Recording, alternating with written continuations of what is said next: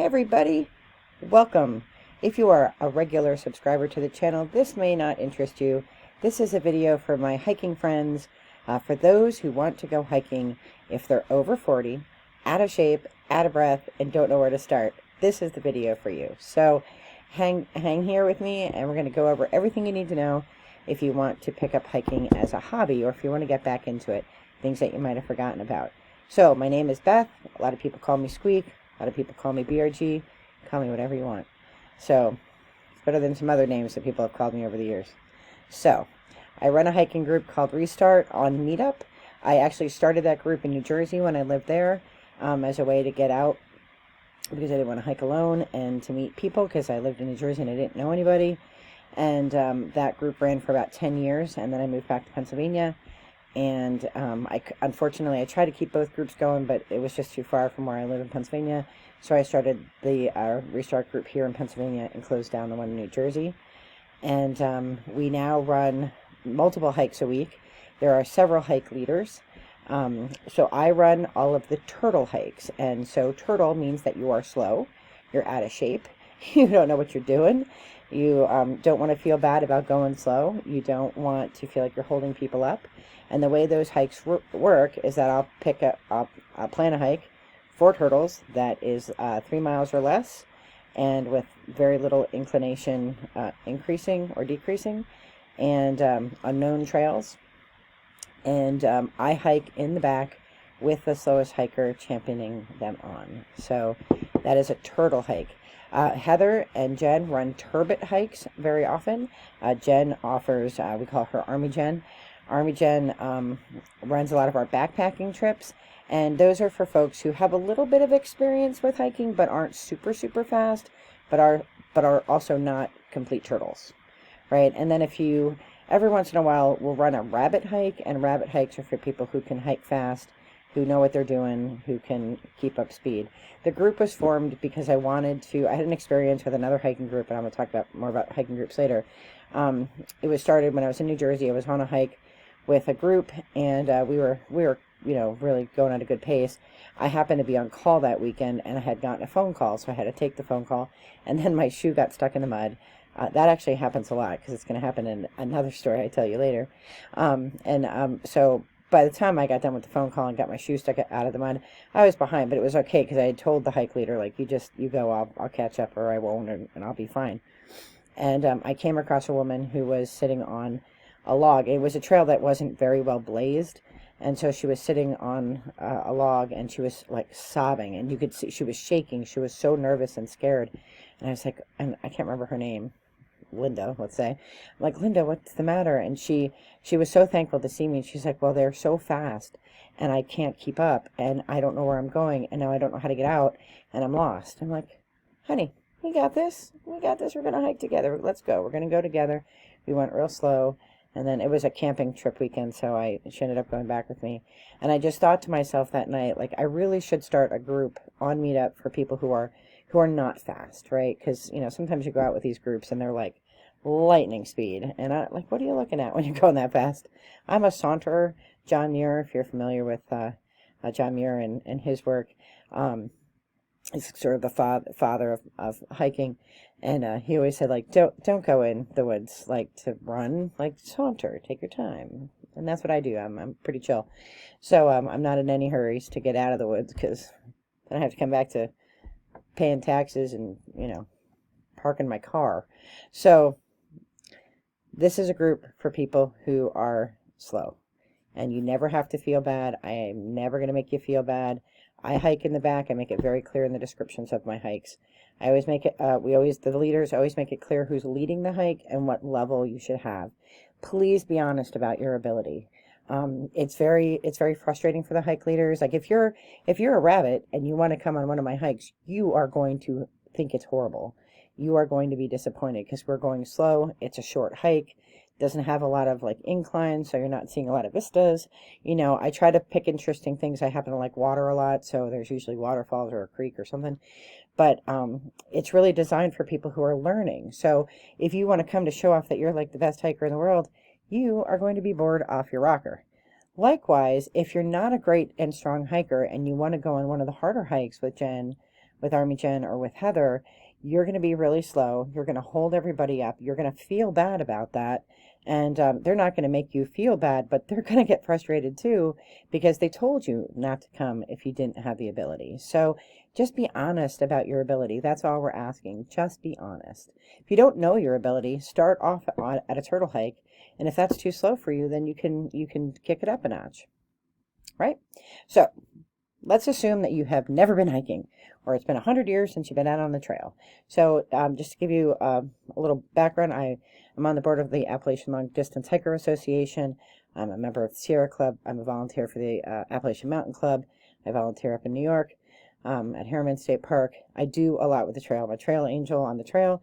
I am a section hiker on the Appalachian Trail. I've been hiking since 1997 when I went on my first hike, my first overnight hike, with the Girl Scouts as a Girl Scout camp counselor.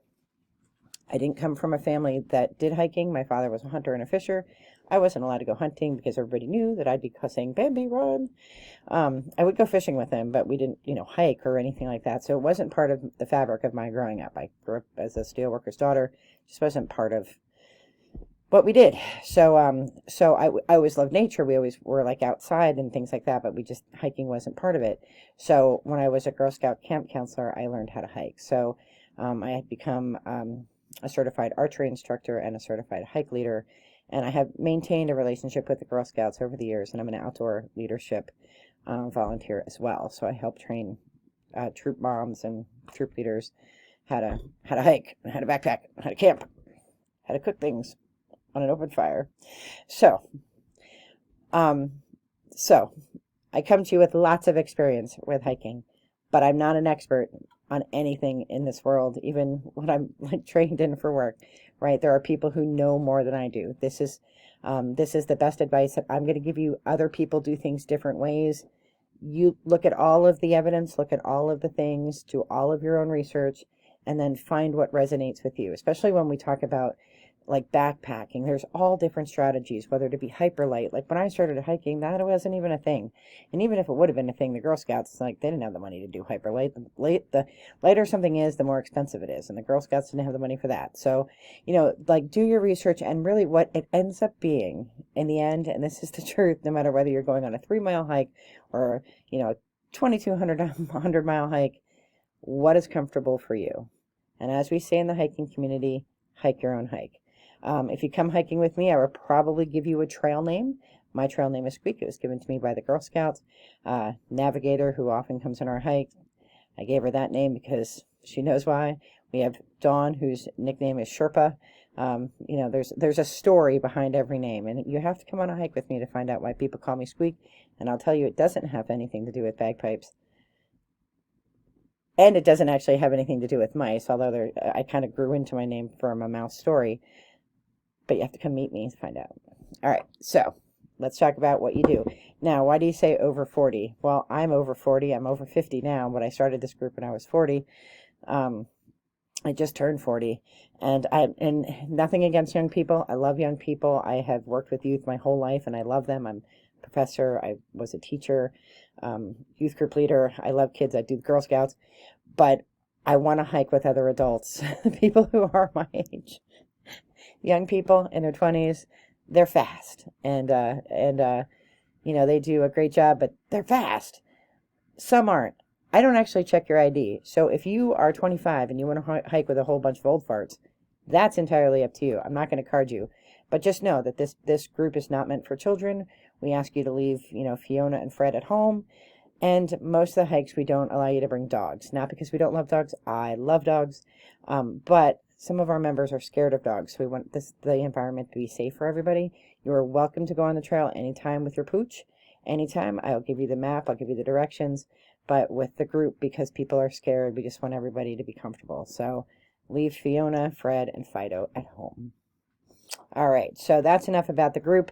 I post the hikes. Each leader posts his or her own hikes or events. I'll do flat water kayaking in the summer. Somebody else might post fast water kayak. We have camping trips. We have backpacking trips, longer distance hiking events, and then short events. So let's get started with what you need to bring and what you need to do. So the first thing that you need, and it's a thing that everybody needs in any hobby or anything that they do, any pursuit, is love and passion. Now you're like, oh, come on, BRG, that's bullshit. No, it's true. It is absolutely true. You have to have a good attitude. If you think you can't do it, you're not going to be able to do it because you're not going to be able to overcome that energy. So you start small, especially if you're new, especially if you're out of shape. You know, you're 700 pounds and like you want to hike because you like nature. You say, well, I can't do it because I'm 700 pounds. Yes, you can. It's a big misnomer that you need to be skinny to hike. You don't need to be skinny to hike. I was skinny growing up. I had 2 babies in 10 months. Not skinny now. I mean, I'm flexible, but you know, weight has very little to do with your ability to walk. If you can put one foot in front of the other, you can hike. So don't let any of that negative talk get into your brain. You can do it because the very first thing that you need to do is take a step. That's the first thing. If you can take a step, and you can take and even if you're in a wheelchair or if you use, an assistive device or a cane, you can hike. There are hiking trails that are ADA accessible. There are hiking trails that don't have a lot of rocks to climb or inclines or, declines or whatever. There are all kinds of trails. So don't limit yourself by self-limiting beliefs. Have a really good attitude going into it. You can do this. Now, it will help you and you'll be more comfortable if you have some things and you've planned ahead and you've made the preparations to have a positive hike, but really all you need is your ID, and your spirit to go. That's what you need, right? Now, you like say, well, I don't live near the woods. I have to go to Vegas every year for work. I do this urban hike around there. I mean, it's not trees. It's not what I prefer. I don't gamble, and I'm not a Vegas person. I know people love that kind of life and vibe. I'm not one of them. So I do the urban hike all the time, and I enjoy that. I enjoy geocaching. If you don't know what that is, I'll link it below. You find little things using GPS coordinates. So I do that, and that's fun. But I get out, I get walking, I get moving, and all I need is a good attitude in myself, right? I try to take other people with me at the conference. I try to drag people, and usually we get a good group of people to go. So you just need a good spirit, and you need the desire to go. You need to put that one foot in front of the other. That's step number 1. Now, to be more comfortable, you want shoes meant for hiking. Keds are not meant for hiking. Now, Mama Gatewood, one of my absolute heroes, she had 11 children. She was from the Southern Appalachian Mountains. She was abused by her husband. She had 11 kids. She put a bunch of clothes and some snacks and water in a pillowcase, threw it over her shoulder, put her kids on, walked out the door, told her kids she was going for a walk. She walked to Maine. She was the first female through hiker. She had read about the Appalachian Trail in, I think, National Geographic or some magazine, and she was like, I'm going for a walk. Like my kids were like, I'm gone for 20 minutes. My kids are looking for me.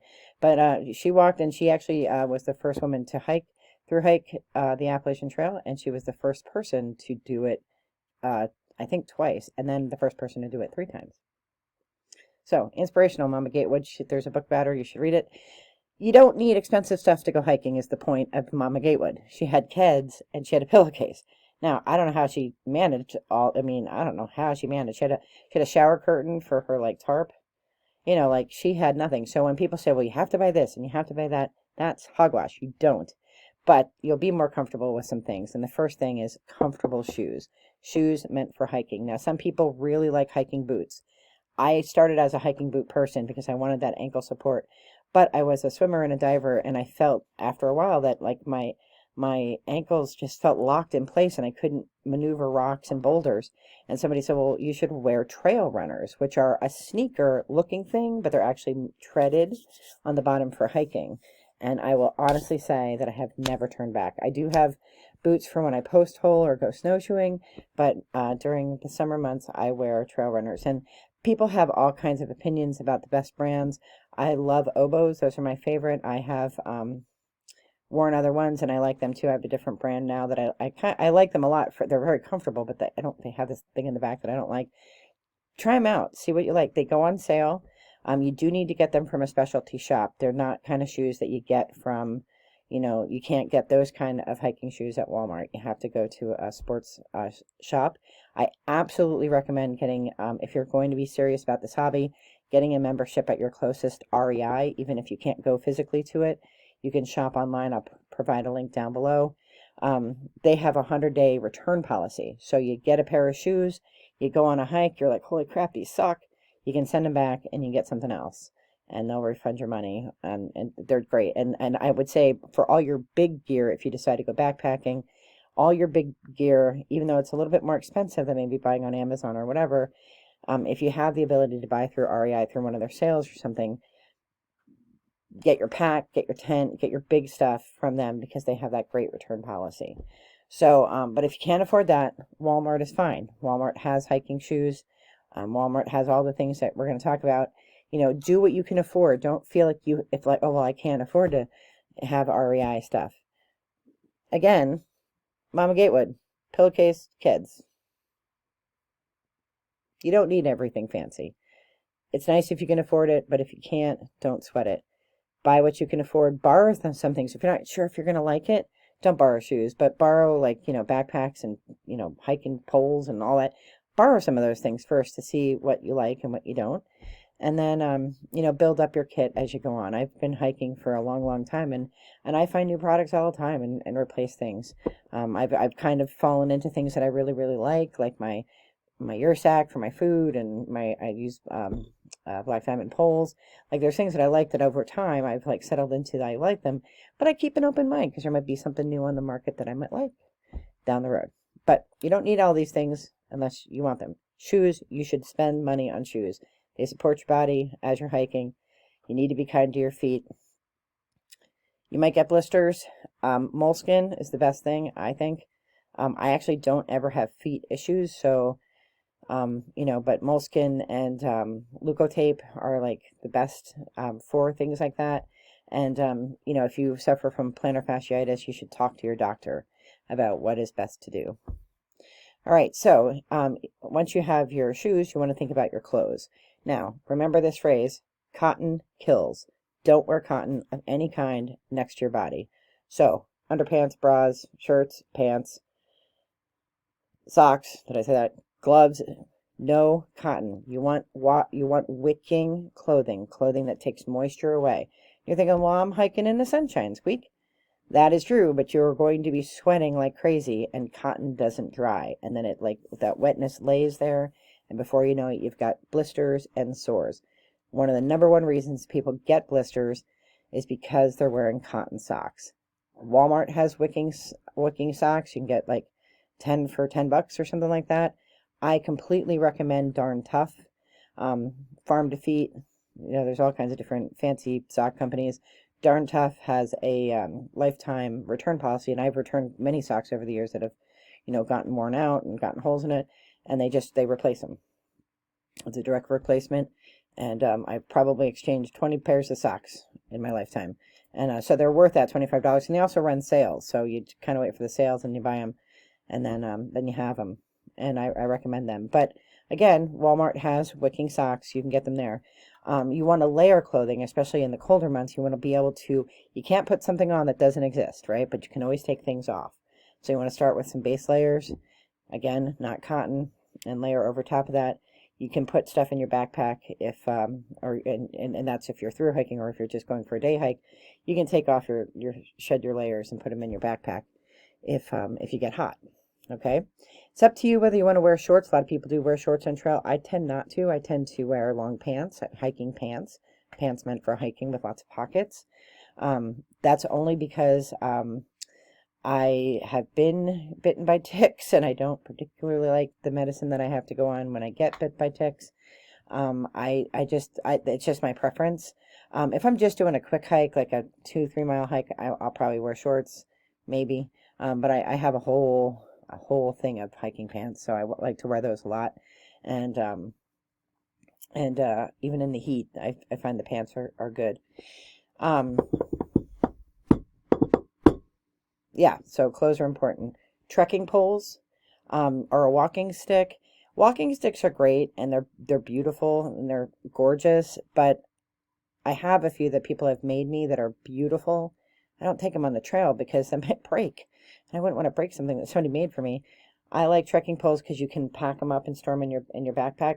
I live in Lehigh Gap, which is all rock, and it's straight rock face on one side and a big, deep climb on the other side with a ton of rocks. I find that the trekking poles do not help me when I'm going up the one side, the side that I clean, because I need my hands and my feet to be able to climb up the rock.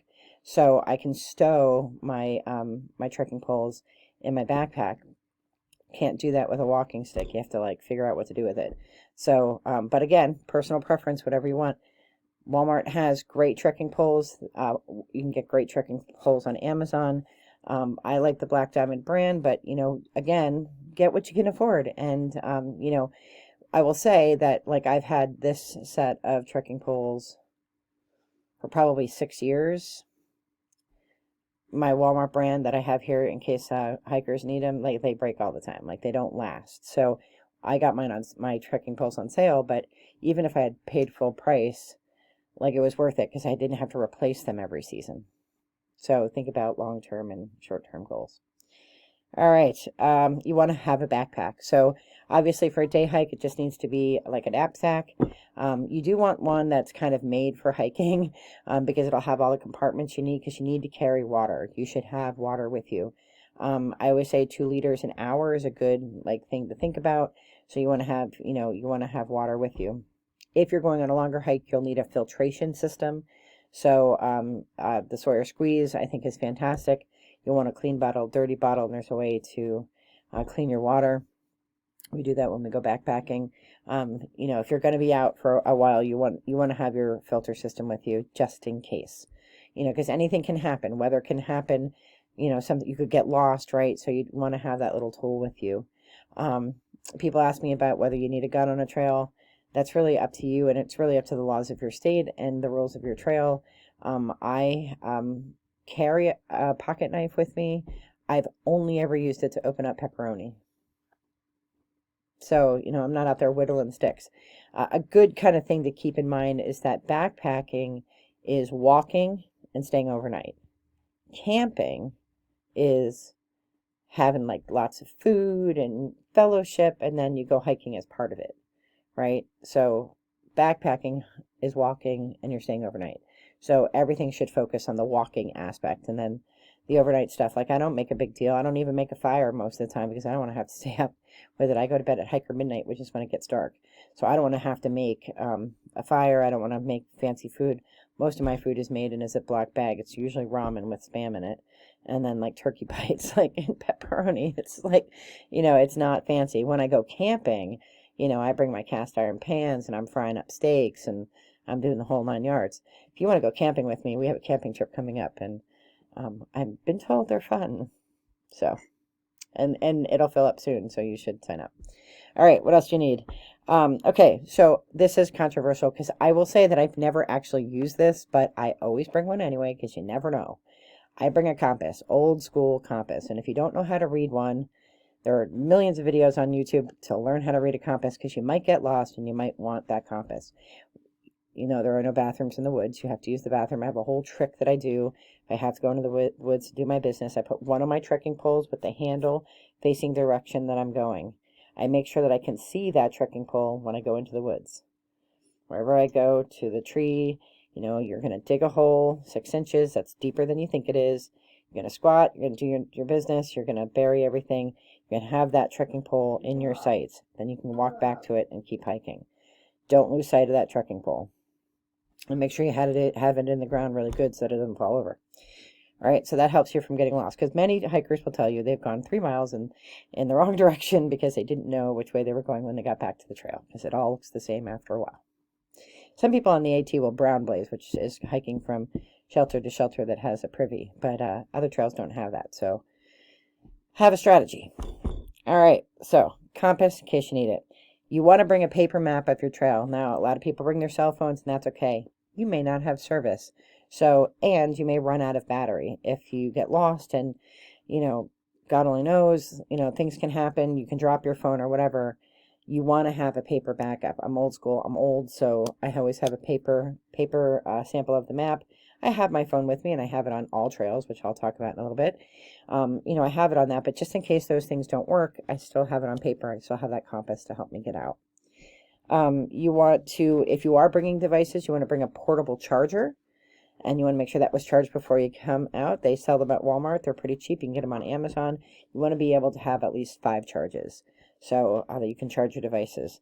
If you have a lot of devices, like if you have an iWatch and your phone and your earbuds and all the things, you have to charge all of those things. So try to minimize your technology to what you actually need.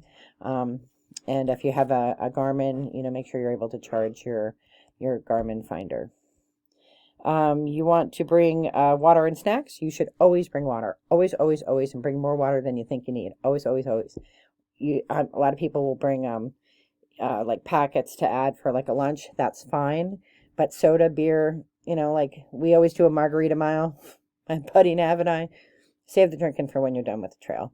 On trail, drink water. Water, water, water, water, water. You need more water than you need. And remember, you want to bring that filter system just in case. I recommend the Sawyer Mini. If you're only going to be doing day hikes, if you're doing long distance hikes, you could do a Sawyer Mini or the traditional Sawyer Squeeze. And then you want to bring snacks. High energy snacks, M&Ms. Gorp is really heavy. That's like the big Girl Scout thing and the Boy Scout thing. Gorp is like peanuts, raisins, and M&Ms. So heavy. You don't need all that. You can just bring like M&Ms, cheese, pepperoni, little things. You want to have snacks with you just in case. But remember, whatever you pack in, you must take with you. There aren't garbage cans in the forest. And while there are volunteers like me who pick up after you, we don't want to.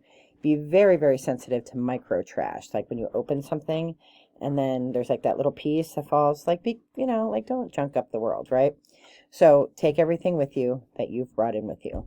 And it's nice, like usually at the end of a trail, like if you're doing a lollipop, we'll find a spot, we'll all sit down, have a break, have our snack, shoot the breeze, and get back on. So, fruit snacks are fun. You want things that aren't messy. I don't recommend bringing other kinds of chocolate other than M&Ms, and I recommend bringing your M&Ms in its own Ziploc bag. The number one tool that I think is most important for hikers is Ziploc brand Ziploc bags. I cook in them. I carry everything in them. Everything is in a Ziploc bag. Ziploc brand, I know I'm not a brand specific person for like 99% of my life. I like Tiffany, which seems so odd given my personality. I like things from Tiffany, and I like Ziploc bags. So feel free to give me any glassware from Tiffany. All right, so, and this is the most important thing, and you should have this always, no matter what kind of adventure you're going on. In a Ziploc bag, write down on a piece of paper your name, your address, an emergency contact, your allergies, your medications, and any medical conditions you have. You keep that Ziploc bag on your person, in a pocket, on you, not in your pack, not somewhere else. You put it in your pocket. God forbid there's an emergency. God forbid. Whether you're alone or whether you're with other people, we need to know how to get help for you. And we need to know what you're allergic to. If you're allergic to bees and you've gotten stung by a horde of bees, angry bees, and you're laying on the trail somewhere and somebody comes across you and they can find that in your pocket and say, oh shit, she's allergic to bees. They'll know what to tell the first responders. So that's just best practice all the time, every adventure that you do, whether it's kayaking, hiking, backpacking, camping. Do that. All right, so what you do is you pick a route. I use All Trails. They have a professional membership. You don't have to have that. You can still look up trails anyway. There are lots of resources online. I do recommend the All Trails subscription because it gives you the rating of the hike, whether it's medium or easy or hard. There are all kinds of, reviews. You can see like if a trail is not well blazed. Blazing is the trees are marked so that you know where to go. Some trails are well marked and some are not. And if you're a new hiker, you want a really well blazed trail. You want to look at the reviews and see if there are hornets' nests or muddy spots or, whatever that helps you to plan a hike. And it'll also tell you how long it is, tell you where to park, and give you maps and directions to get there. So I'm a big fan of All Trails. They have an app. I recommend getting it. For the turtle hikes, I always plan 3-mile hikes. That's a good long distance for a beginner. Don't feel like you need to finish it. Go as far as you can. If you've gone half a mile and you're like, this is what I can do today, that's fine. You do that, you turn around, you go back. It's not a big deal. It's not a big deal. You do what you can, right? Remember, attitude is everything. One foot in front of another. That's how we get started. That's all you have to do. Go with me. You go to we do the full trail. We have lots of laughs. We take a group picture. We there are a lot of shenanigans. I'm known for bringing stuff. I do themed hikes like Easter Eve and Christmas and trivia hikes and all kinds of nonsense because I like to give out prizes, really, is what I like to do. So once you've picked your trail, however you found it, you want to pick a date and have a backup for weather, because as a beginner hiker, you shouldn't go in crazy weather. I actually enjoy hiking in the rain. I don't mind it. I don't mind hiking in the snow, but I don't like camping in the snow. I'll be honest, I'm not a huge fan. So if I plan a backpacking trip and it's going to snow, I don't go, because that's what hotels and motels, Airbnb, Vrbo, and my house are for. So, whatever you're most comfortable with. And then you want to tell somebody your plans, right? You want to tell somebody, hey, buddy, tell your next door neighbor, tell somebody, give them a map, tell them where you plan to go, tell them when you're going to have your first check-in point. Like, if it's just a day hike, like, honey, I'm going hiking, I'll be back in 3 hours. Right? Tell somebody of your plans so somebody knows that you're gone and where you've gone. Okay? And then you want to pack up your backpack. You want to, if you're doing day, and there'll be a whole different video on backpacking, but if for a day hike, you just put all your water, your snacks, your compass. You can have a little first aid kit if you want. I have a little Ziploc bag, love Ziploc, with just a few Band-Aids in it, some moleskin. Most of the time I use this for other people. I have an EpiPen in there. I'm not allergic to bees, but I have one in case somebody else does. And so we have that. And then you just want to get moving. You want to get out on that trail on the day and time that you said you were going to go. So just some cool things, like you don't want to hike alone. You don't want to go with Squeak and her turtle hikes. Meetup is a great free place where you can find other like-minded people. I look up at meetup events. I travel a lot for my job, so when I go somewhere, I usually travel alone. So I'll look up meetup events and hikes and stuff, and I'll sign up and I'll go. Just pay attention to the description. However, it's the internet, and people are weird, and so you want to be careful. And so I belong to a lot of meetup groups. I've hiked, I've camped, I've made so many amazing friends from my meetup groups. I'm so blessed. However, there was this one time when I was in New Jersey. I first started getting on the trail, and I was looking. I used Meetup for work, and then I ran a tech thing using Meetup. I didn't know that a lot of people use Meetup for singles groups. I didn't know that, because I am clueless when it comes to all things like love and romance related. So like I have no clue. So anyway, I had signed up for a camping group or a hiking group, and I had signed up for a hike. And so the owner of the hiking group texted me, and he said, I talk to every person who joins my group to tell them the expectations. And I was new to Meetup, and I hadn't gone on many hikes with any other group. So I was like, okay, well, that's strange, but okay, whatever. So we talked. His name was George.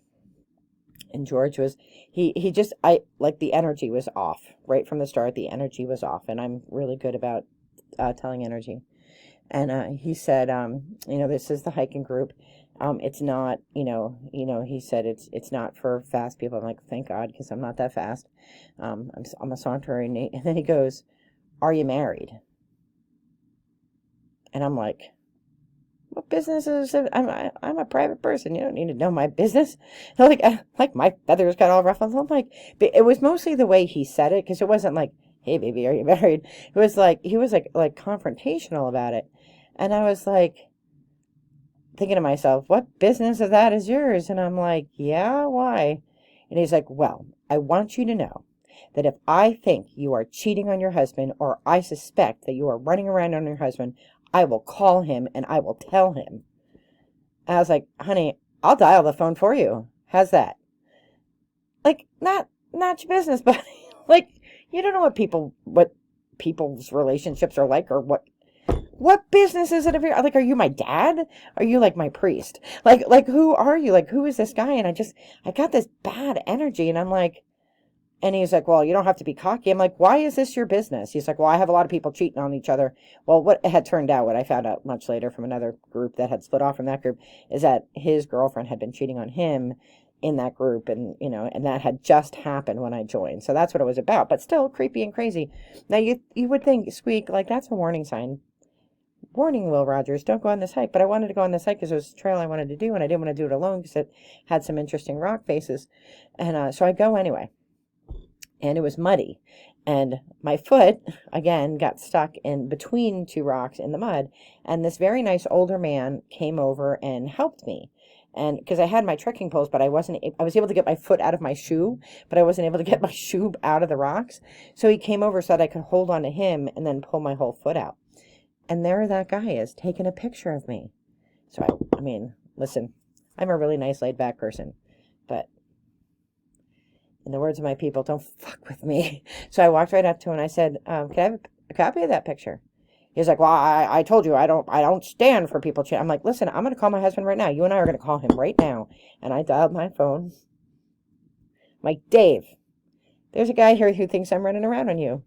Dave goes, I hope he's rich. And he hangs up the phone. Now, I had told Dave that this guy was like this. So we had already, I'm like, I'm going to call. And I'm like, dude, my life is not your business. This man was helping me.